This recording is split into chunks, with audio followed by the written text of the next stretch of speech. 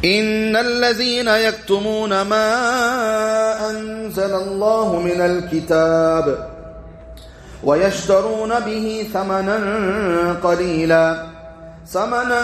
قليلا أولئك ما يأكلون في بطونهم إلا النار ولا يكلمهم الله يوم القيامة ولا يزكيهم ولهم عذاب أليم أولئك الذين اشتروا الضلالة بالهدى والعذاب بالمغفرة فما أصبرهم على النار. ترجمہ.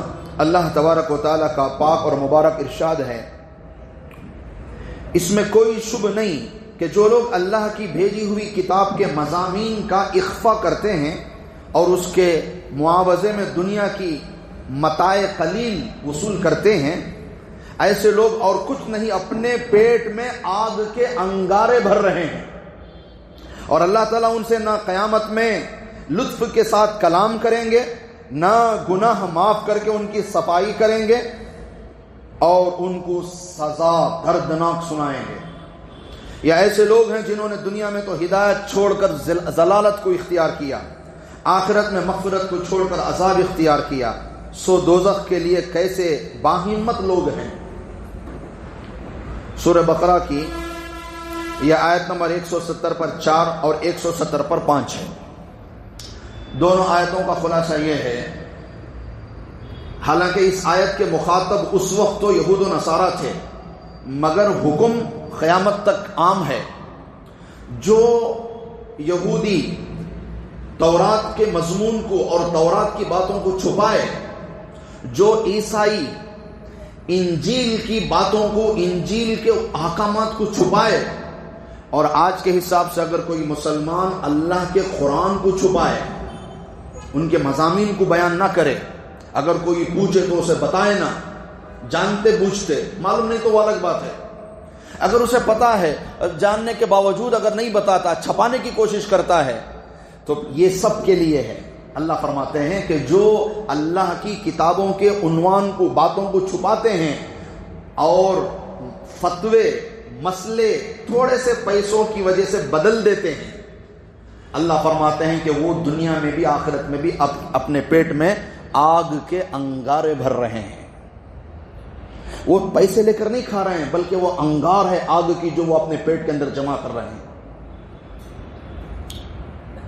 ایسے لوگوں سے اللہ اتنے ناراض ہوں گے، اللہ فرماتے ہیں قیامت میں اللہ ان سے بات تک نہیں کریں گے، اور نہ اللہ ان کو گناہوں سے پاک کریں گے، بلکہ ان کے لیے دردناک اللہ نے عذاب تیار کر کے رکھا ہے.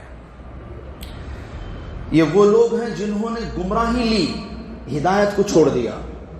یہ وہ لوگ ہیں جنہوں نے مغفرت کو چھوڑ کر عذاب کو لیا. کتنے ہمت والے لوگ ہیں. اللہ فرماتے ہیں کیا ہمت ہے ان کی جو جہنم کو اختیار کرتے ہیں. یہ دونوں آیتوں کا خلاصہ ہے. تو میرے عزیزوں، جس وقت یہ آیتیں اتری، دیکھو اس سے پہلے والی جتنے آیتیں گزری اس کے اندر تحریف حسیہ کا ذکر تھا. آج کی جو آیتیں ہیں اس میں تحریف معنویہ کا ذکر ہے. قرآن پاک کہتا ہے کہ یہ جو یہود و نصارہ ہیں اپنی تورات میں، انجیل میں، زبور میں رد و بدل کرتے تھے، عنوان بدل دیتے تھے، الفاظ بدل دیتے تھے. کیسے؟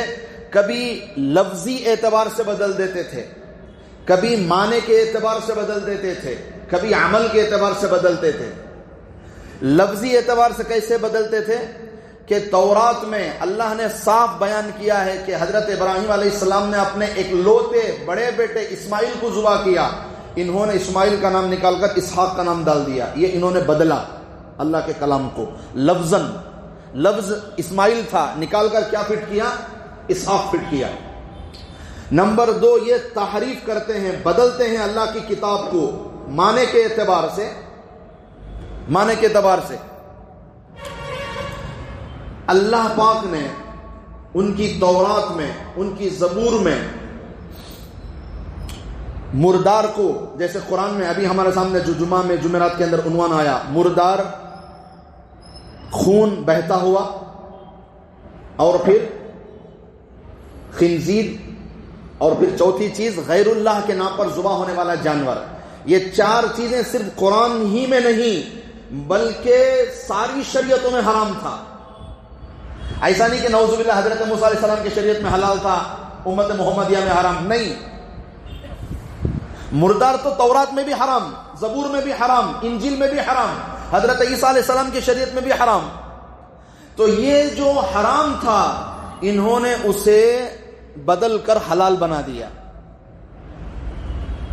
چار چیزیں حلال تھی اسے انہوں نے حرام کر دیا، چار چیزیں حرام تھی انہوں نے اسے حلال کر دیا. مثال کے طور پر چار چیزیں حلال. بحیرہ ایسے جانور کو کہتے ہیں جس کا کان کاٹ کر اس کا دودھ استعمال نہیں کرتے، بلکہ اس سے جو بھی دودھ نکلے وہ دودھ اٹھا کر ان کے بتوں کے پتھروں پر ڈالتے ہیں، بتوں کے اوپر سے اونڈلتے ہیں دودھ. جانور کان کاٹ کر چھوڑ دیا اسے، اور اس سے جتنا بھی دودھ نکلتا ہے وہ نکال کر بتوں کے اوپر چھوڑتے ہیں. اسے کھانے کو وہ حرام سمجھتے تھے. نمبر 2 سائبہ، وہ جانور جسے آزاد چھوڑ دیا بتوں کے نام پر، اس سے کوئی چھڑتا بھی نہیں، اسے کوئی کام بھی نہیں لیتا.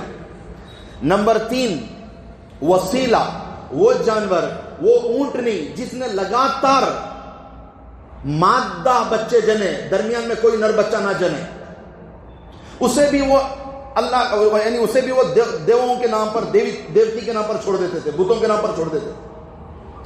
چوتھا حامی، یہ وہ جانور ہے، یہ وہ میل اونٹ ہے جو ایک عدد میں جفتی کر چکا ہو، اسے بھی وہ کھاتے نہیں تھے، اسے بھی وہ حرام سمجھتے تھے. یعنی مثال کے طور پر یہ چار جانوروں کے نام الگ الگ رکھ کر الگ الگ طور پر بتوں کے نام پر چھوڑتے تھے اور اس کا کھانا حرام سمجھتے تھے. اللہ فرماتے ہیں کہ جب کہ ہم نے اونٹ اور اونٹنی کو حلال کیا ہے اور تم حرام کر رہے ہو، اور جو چیزیں چار حرام ہیں تم نے اسے حلال کر دیا.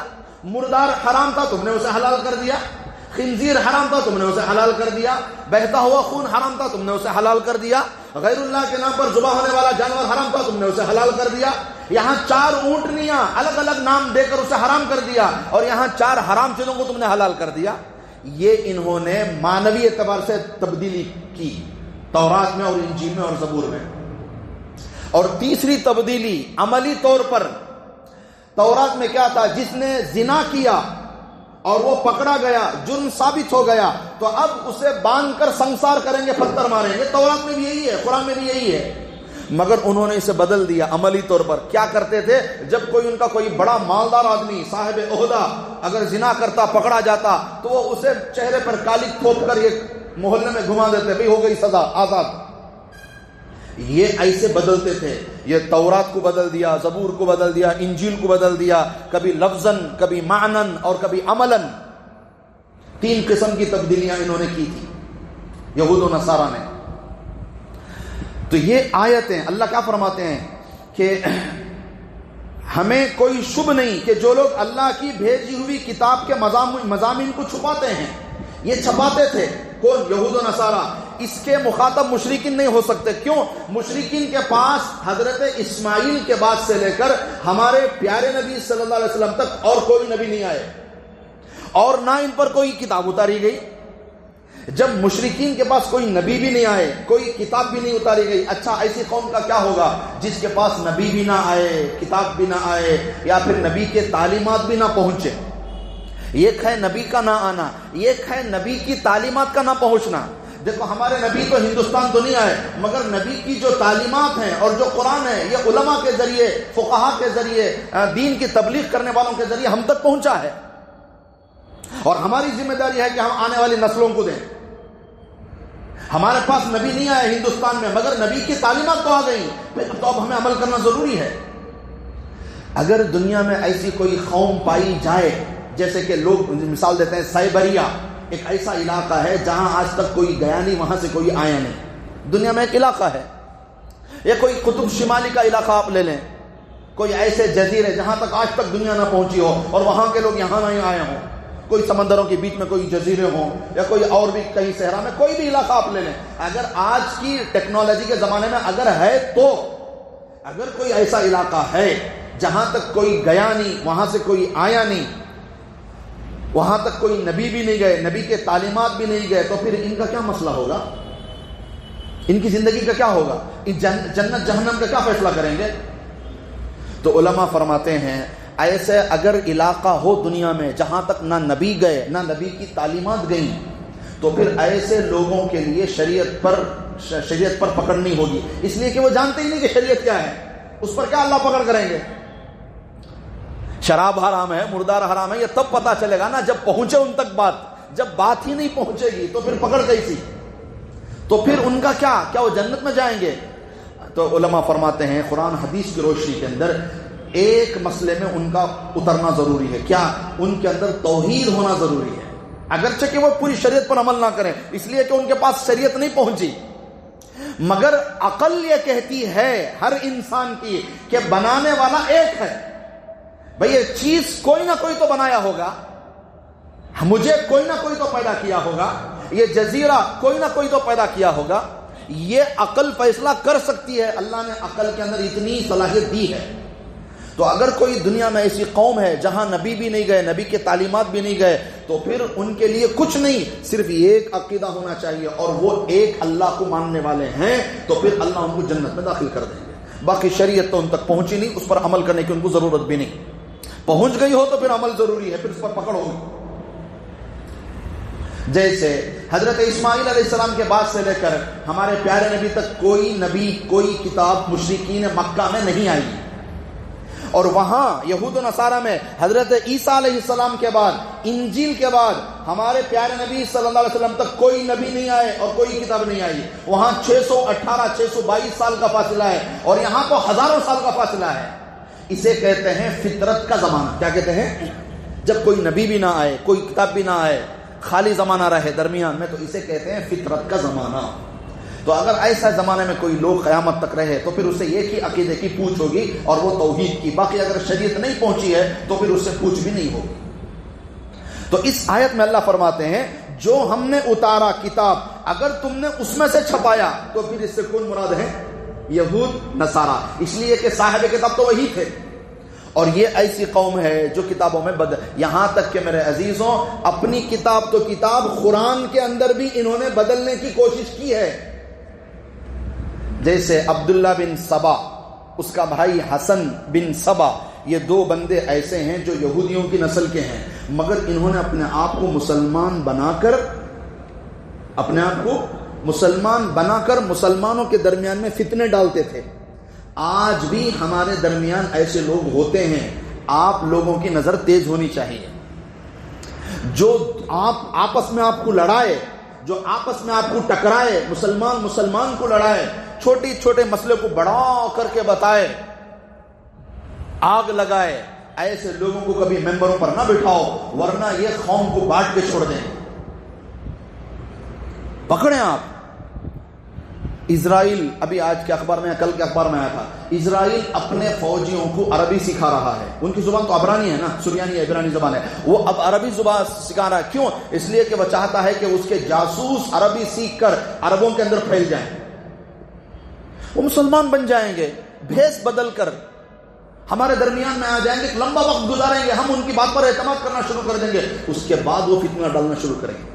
عبداللہ بن سبا, اس کا بھائی حسن بن سبا, یہ یہودی تھے, مگر یہ زمانے تک مسلمان بن کر مسلمانوں میں رہے. ان کو بڑا پیسہ, روم کے بادشاہ عیسائی سے ان کو پیسہ آتا تھا اس زمانے میں. ایک جب لمبا زمانہ گزر گیا, لوگ عبداللہ بن سبا کے علم سے متاثر ہونے لگے, اب وہ فتنے ڈالنے لگا.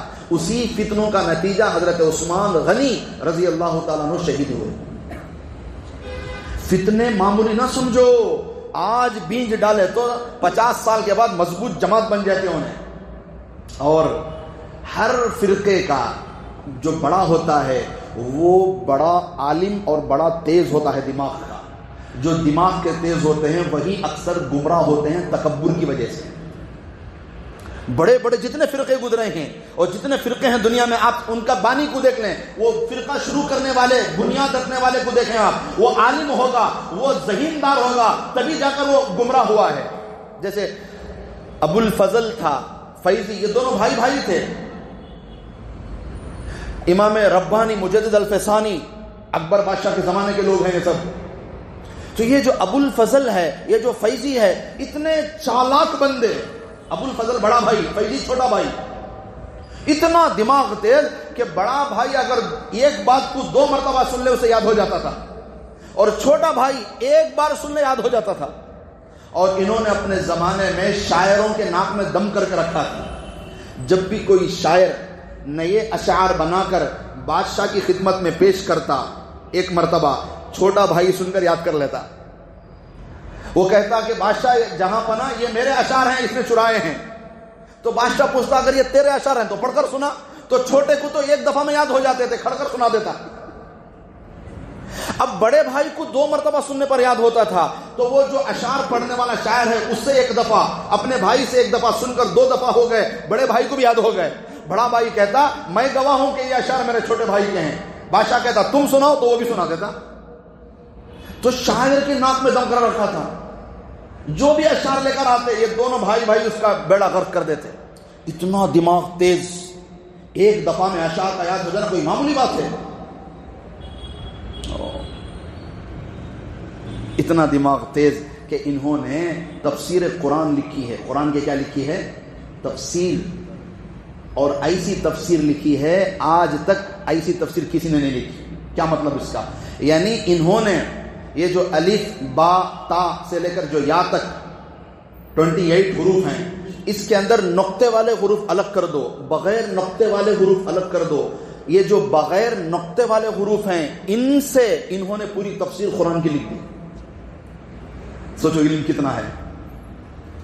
اور نام بھی تفسیر کا کیا رکھا؟ سواطع الالہام. اس میں بھی نقطہ نہیں ہے، با استعمال نہیں کیا، نقطہ ہے. تا استعمال نہیں کیا، نقطہ ہے. سا استعمال نہیں کیا، جیم استعمال نہیں کیا، الف کا استعمال، ہا کا استعمال، دال کا استعمال، سین کا استعمال، صاد کا استعمال، طا کا استعمال، کاف کا استعمال، عین کا استعمال، حمزہ کا استعمال، یا کا استعمال. جو بغیر نقطے والے حروف ہیں ان کا استعمال ہوتا تھا. اور ساری قرآن کی تفسیر لکھ دی. اللہ کیا علم، اللہ نے کیا ذہین دیا تھا. مگر میرے عزیزوں ذہین تھا. یہی لوگ گمراہ ہوتے ہیں. تو پھر انہوں نے آخر عمر میں فتویٰ دے دیا کہ بادشاہ کو سجدہ کرنا جائز ہے. تو حضرت امام ربانی مجدد الفسانی رحمۃ اللہ علیہ جو اس وقت کے بزرگ تھے، انہوں نے کہا غیر اللہ کو سجدہ کرنا حرام ہے. اللہ کے علاوہ کسی کو سجدہ نہیں کر سکتے، چاہے وہ وقت کا بادشاہ ہو. تو پھر بادشاہ نے اٹھا کر حضرت کو قید میں بند کر دیا. گمراہ ہو گئے. فضل بھی گمراہ، فیضی بھی گمراہ، بادشاہ بھی گمراہ. کیسے؟ عقل کی وجہ سے. اس لیے عقل پر کبھی تکبر نہ کرو، ورنہ بڑے بڑے عقل مند یوں گمراہ ہوئے ہیں. مودودی صاحب، آپ ان کی اردو پڑھیں گے حیران ہو جائیں گے، اتنی پیاری اردو. مگر بہت سے مسائل میں یہ بھی پسل گئے. بڑے زبردست، کوئی بھی فن پر اٹھائیں گے قلم، کتاب لکھ دیں گے حضرت. مگر میرے عزیزوں کچھ مسائل میں وہ بھی بہک گئے. عقل خراب کر دیتی ہے دماغ. تو یہ عبداللہ بن سبا، حسن بن سبا، یہ بھی بڑے چالاک، بڑے ذہین، گمراہ ہو گئے. تو یہ یہودی نسل سے تھے. یہاں اپنی تورات میں تو بدلا، اپنی انجیل میں تو بدلا، قرآن کے اندر بھی انہوں نے بدلنے کی کوشش کر دیا ہے. اس زمانے میں، صحابہ کے زمانے میں وہ بھی یا تو حروف بڑھا دیا یا تو حروف گھٹا دیا، یا پھر جو لفظ کے 2 معنی قرآن نے جس مراد کو لیا اسے چھوڑ کر دوسرا معنی لے لیا. ایسے بدلا ہے انہوں نے. جیسے مثال کے طور پر کنتم خیر امت اخرجت للناس، یہ تو مشہور آیت ہے. ہر تبلیغ والے صاحب اپنے بیان میں اس کو پڑھتے ہیں کہ تم بہترین امت ہو جو لوگوں کے نفع کے لیے نکالی گئی ہو. کنتم خیر امت، یہ لفظ امت کو عبداللہ بن سبا نے نکال کر امت کو ائمہ جوڑ دیا. کنتم خیر ائمت، یعنی تمہارے امت میں جو بڑے ہیں ان کو ہم نے چنا ہے لوگوں کی رسانے. کتنا مطلب بدل گیا. اللہ فرما رہے ہیں حقیقت میں قرآن کیا ہے کہ تم بہترین امت ہو کہ ہم نے تمہیں لوگوں کے نفع کے لیے نکالا ہے. اور اس نے کیا کر دیا؟ امت کا لفظ نکال کر ائمہ کا لفظ جوڑ دیا. کنتم ائمہ کنتم اخرجت للناس. اور معنی پورا کا پورا بدل گیا. اس میں خاص لوگوں کا مقام اونچا ہو گیا, عام لوگ نیچے ہو گئے. ایک لفظ بدل دیا. اور ایک جگہ فبدل الذين ظلموا قولا غير الذي قيل لهم, یہ صحیح آیت ہے. فبدل الذين ظلموا, یہاں پر آ کر آل محمد کا جملہ بڑھا دیا. فبدل الذين ظلموا آل محمد بڑھا کر چھوڑ دیا, جبکہ وہ یہود و نصارہ کے بارے میں آیت ہے. نعوذ باللہ, انہوں نے ہمارے پیارے نبی صلی اللہ علیہ وسلم کے نام اور خاندان کو جوڑ دیا وہاں. یا پھر دو مطلب ہوں تو جو مراد نہیں ہے غیر مرادی معنی لیتا تھا. وَجَعَلْنَا لَهُمْ لِسَانَ صِدْقٍ عَلِيًّا, وَجَعَلْنَا لَهُمْ لِسَانَ صِدْقٍ عَلِيًّا, یہاں کہنے لگا کہ یہاں علیہ سے حضرت علی مراد ہے, جبکہ وَجَعَلْنَا لَهُمْ میں جمع کا صیغہ ہے اور حضرت علی انفرادی واحد ہیں. تو جب جمع کا صیغہ ہوگا تو انفرادی ذات کہاں سے لیں گے؟ یوں کوئی لفظ بڑھاتے تھے یا تو گھٹاتے تھے یا پھر مطلب بدل دیتے تھے. ایک ایک لفظ بھی اوپر نیچے ہوگا تو قرآن میں تبدیلی آ جاتی ہے, یاد رکھو. وہ تھا نا فرزدق, بہت بڑا شاعر گزرا ہے. وہ ایک لمبا چوڑا قصیدہ, پہلے جو شعراء ہوتے تھے نا, شعر پڑھنے والے, بڑے بڑے اشعار بنا کر بادشاہ کے سامنے پڑھتے تھے تاکہ بادشاہ ان کو انعام دے. تو فرزدق بہت بڑا شاعر گزرا ہے, اس نے ایک لمبا قصیدہ بنایا اور جا کر بادشاہ کے سامنے پیش کیا, مگر بادشاہ کو اتنا خاص پسند نہیں آیا تو بادشاہ نے کچھ انعام نہیں دیا. اسے آیا غصہ, اتنی محنت کر کو میں اشعار پڑھ لے جا کو پیش کرا تو مجھے کابش نہیں دیا کر کو. تو پھر انہیں ایک شعر بنایا, لقد ضاع شعری علی بابکم کما ضاع در علی خالصۃ, کہ میرے اشعار بادشاہ کے دروازے پر ایسے ذلیل ہوئے جیسے موتی خالصہ کے پاس جاتی ہے تو موتی کالی پڑ جاتی ہے. خالصہ یہ بادشاہ کی محبوبہ تھی, سلیمان بن عبد الملک کی. تو اس نے اس کی محبوبہ کی دھجیاں اڑا دی شعر کے اندر. کیا کہا اس نے؟ لقد ضاع شعری علی بابکم, میرے اشعار بادشاہ کے دروازے پر ایسے ذلیل ہوئے, اس لیے کہ اسے کچھ انعام نہیں دیا نا. تو اس نے اشعار کیا بنایا؟ میرے اشعار بادشاہ کے دروازے پر ایسے ذلیل ہوئے جیسے خوبصورت موتی بھی اگر خالصہ کے پاس جاتی ہے تو وہ خوبصورت موتی کالی بن جاتی ہے. تو خالصہ کی دھجیاں اڑ گئی. تو جب یہ محلے میں گلی گلی میں شعر پڑھا جانے لگا تو خالصہ تک یہ شعر گیا تو اسے آیا غصہ. پھر وہ گئی بادشاہ کے پاس, کہنے لگی کہ میرے بارے میں فرزدق نے ایسا خراب شعر پڑھا ہے کہ سارے محلے کے لوگ میری جو ہے مجھے ذلیل کر رہے ہیں. تو پھر فوراً بادشاہ کی محبوبہ تھی نا, فوراً ایکشن ہوا, فوراً پکڑ کر لائے فرزدق شاعر کو. تو کہنے لگا بھی یہ شعر جو تو نے, یہ جو ہے شعر تیرا ہے؟ کہا ہاں. تو نے پھر کیا پڑھا ہے؟ ہمارے دروازے کو بھی ذلیل کر دیا اور ہماری خالصہ کو بھی تو نے ذلیل کر دیا.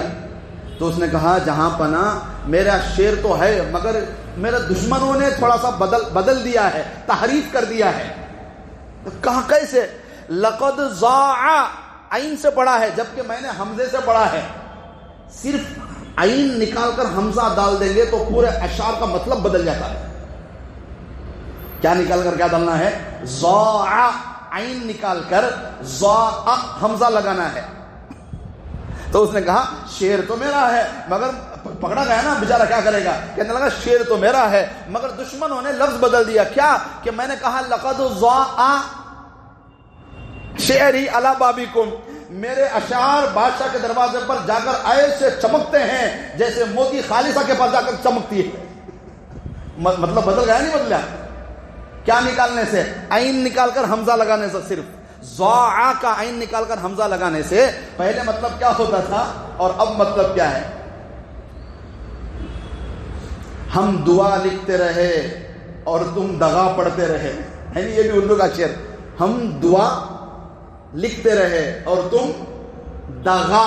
کہتی فرق ہے دعا دغا دو بھی سیم, ایک نقطہ بڑگاز خالی. دعا میں نقطہ نہیں ہے, دغا میں نقطہ ہے. ہم دعا لکھتے رہے اور تم دغا پڑھتے رہے. ایک نقطے نے ہمیں محرم سے مجرم بنا دیا.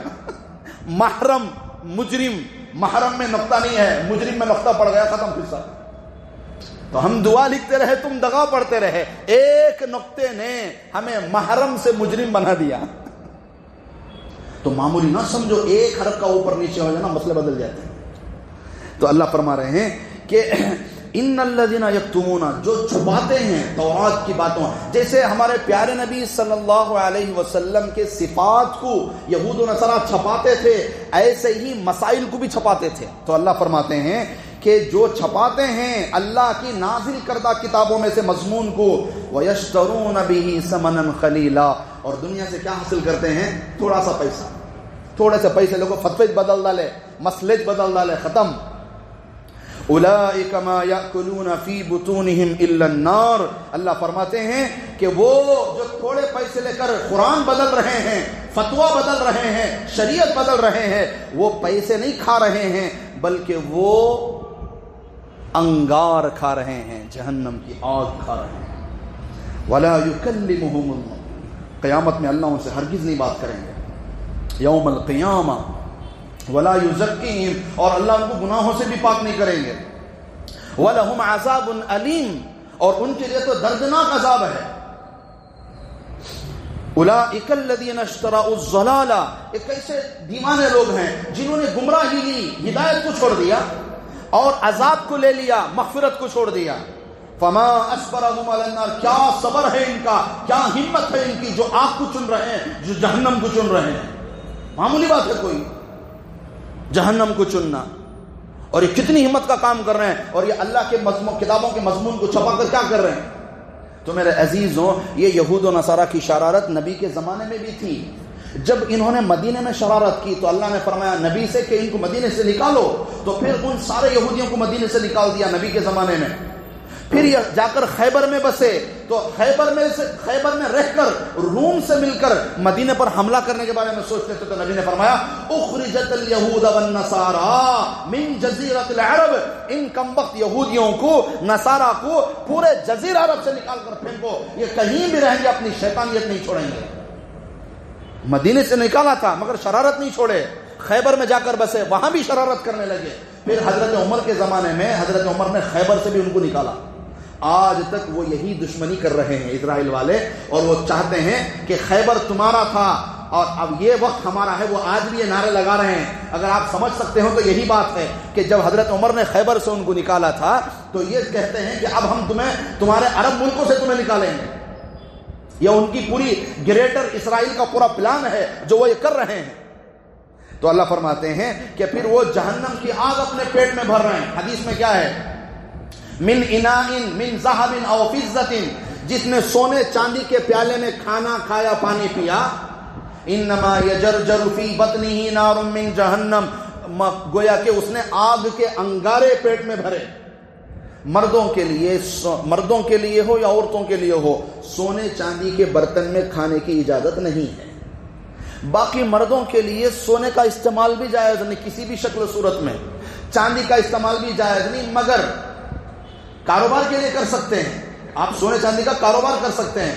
زیورات کی خبیل سے مرد کوئی بھی زیور سونے کا نہیں پہن سکتا, چاندی کا بھی کوئی زیور نہیں پہن سکتا.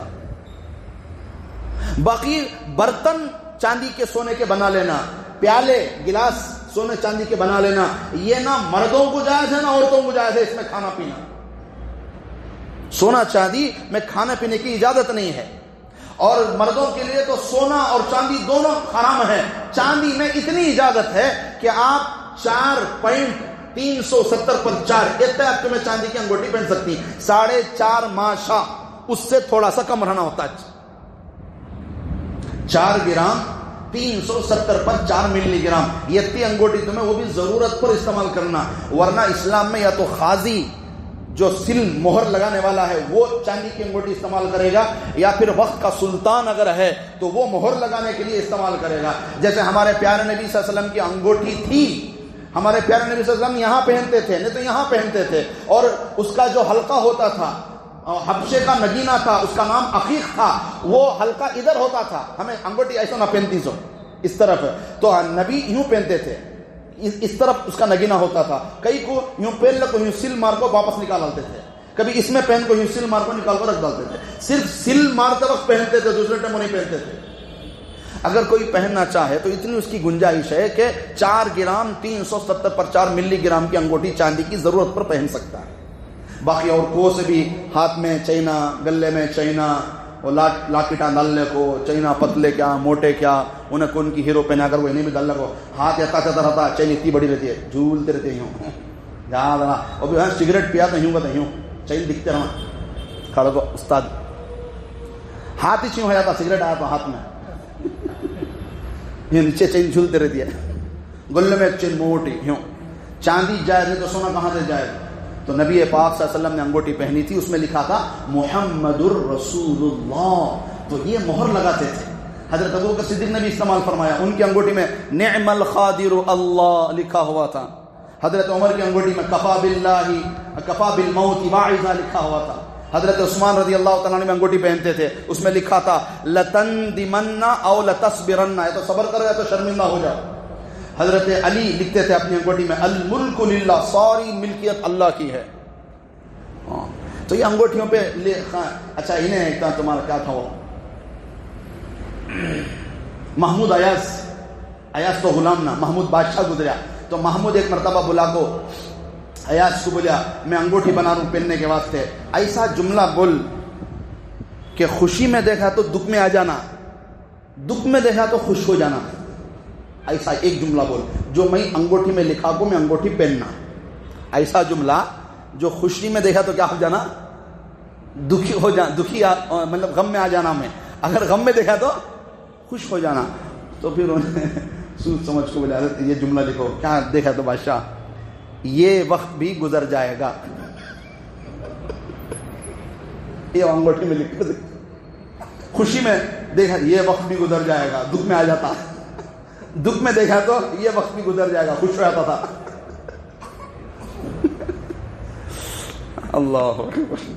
اللہ ہمیں حفاظت فرمائے. سونے چاندی کے استعمال سے کاروبار کر سکتے ہیں مگر زیورات کی قبیل سے استعمال نہیں کر سکتے. تو اللہ تعالیٰ سے دعا ہے کہ جو ہم نے آج کہا، جو ہم نے سنا، اللہ کہنے والے کو بھی سننے والے کو بھی عمل کی توفیق نصیب فرمائے.